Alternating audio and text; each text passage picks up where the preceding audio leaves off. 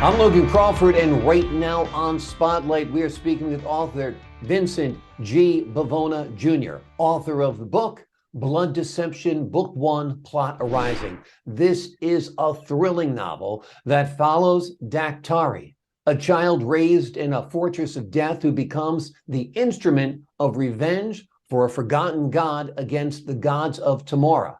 As a group of humans, elves, and dwarfs search for the source of their woes, Dak Tari ventures into the realm of the dead to destroy those who betrayed her beloved. Join us right now as we speak to this remarkable author. We thank the folks at Good River Print and Media for helping us put Vincent in the spotlight today, and ask viewers like you to support writers like him by subscribing to our channel. Vincent, you've got quite an imagination because this is an incredible book. Thank you, Logan. So good to have you here today on the show. Let's tell the folks a little bit at home what the book is about. Let's give them an overview. Well, it's actually based off of a whole Dungeons and Dragons character I used to play, so I mean, it's got my inner geek all up in there. But yeah, I thought it would be interesting to follow evil characters, to say, not Dak Tari might not necessarily be evil. She's actually still a child in adult form. And like most children, she just wants to please her parents, the people that they love. So I figured in most books, when you follow the good characters, they're going to win. You don't know what troubles and tribulations they might have to go through, but in the end, they will succeed. I figured with an evil book, evil characters, it might leave you a little conflicted about, do you really want her to win? Do you Right. want, do you want It's definitely the twists that make this book more interesting than your standard sci-fi novel, because like you said, you're not sure if you should be rooting for her or not. And it is interesting that she's a child in an adult's body, because like you said, children don't have the reasoning skills of adults. So are they really responsible for some of the evil that they do? Correct. Wonderful, wonderful. What was it like writing this book for you? It was born out of Dungeons and Dragons, like you said. It was a character you played, but then you took it from there and gave it a whole new life. Yeah. I wrote it. I was in between jobs at the time, so instead of sitting around staring at the walls, I had this ideal, and I started putting it on paper. I let a couple friends look at it and stuff, and they enjoyed it, so I figured I'd go ahead and finish and write it, be done with it. And that's pretty much the story of how it came to be, and now I'm trying to find the time to work on the second one. I've got the ideals, I've got all the layout. I got point A, point B. I just got to get the line from point A to point B there. Exactly, exactly. How did you approach building this different kind of world in the book, particularly creating the Northern Waste and the realm of the dead? I wanted to have two worlds, two different wars going on. You got the war on terra firma, I guess, and then you've got the war in the heavens. And Dak Tari will eventually move through these realms of the heaven to combat each god in its turn, or each set of gods, depending on what's in her way next. Gotcha. I also will give a hint. The next one, her next battle will be against the two evil gods, Dystera and Lothar, and that will be the next realm she goes to the realm of dark magic. Will be her next stop on the journey there. Gotcha. I also like your blend of characters: humans, elves, dwarfs. Is that born out of the game too, or is that something you just came up with? Actually, no, that's something I just came up with. The whole world and everything I created.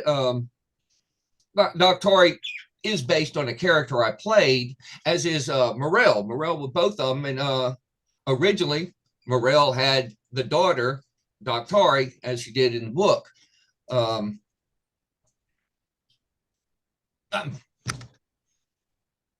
But yeah, I guess the world itself I created, just out of my mind. I really can't say where it came from. Like I said, you're an imaginative guy and it works. Wherever it came from, whatever your inspiration was, it certainly works. Now, have you envisioned this as a movie or a series? I almost see it as anime because you'd almost need some animation to bring all this world to life, although they can do credible things nowadays.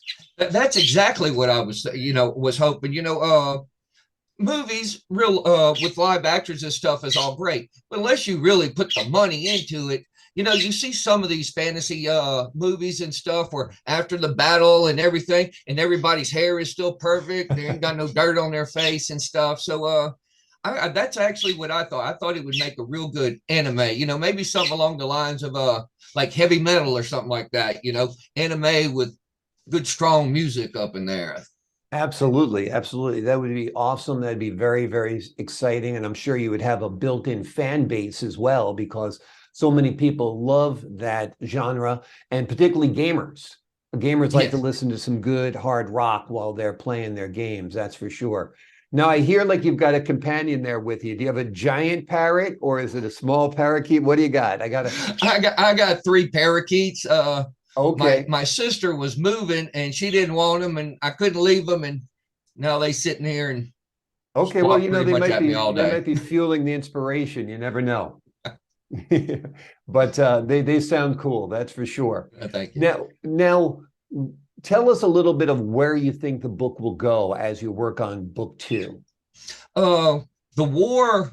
I've got the Dark Host. They have gathered in the northern waste. There will be a war between the dwarfs. That's where they're going. They have to get through the dwarven kingdom to come down to the rest of the land. So the next book will entail the war with the dwarves, and as I said, Dak Tari going to the land of the evil gods on Tamora.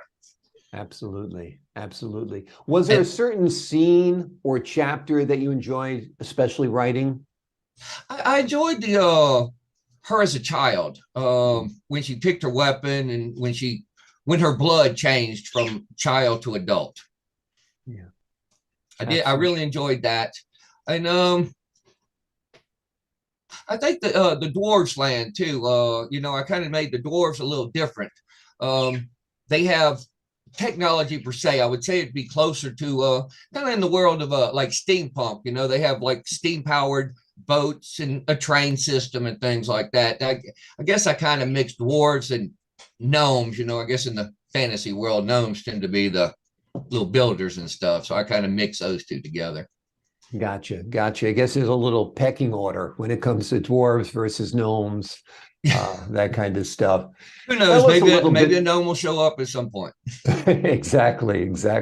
Tell us a little bit about your inspiration from cinema. Are there any movies that inspire you or TV series that inspire you? I'm a big sci-fi fan and fantasy fan. I mean, I love like 13th Warrior, obviously the Lord of the Rings. Yeah. Heavy metal was a big inspiration, when I was growing up, when that came out. I would probably say that might be about the biggest influence I really had was the movie Heavy Metal. Yeah. That was kind of a landmark film at the time for sure. Are you a fan of the game Fallout? I've played it. Can't say I'm an overly big fan of it. A little kind of open world. Dragon Age. I love Dragon Age. Okay. Well, if you like Fallout at all, they're making a TV series of it, and I'm in it.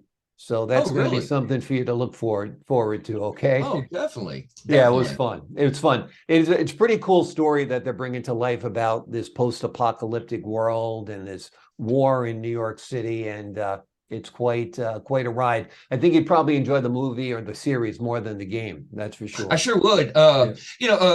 Fallout was a big open world. I guess I need a little structure. I need to kind of know where I need to go and where I want to go instead of just, as in the real world, I just kind of wander around lost.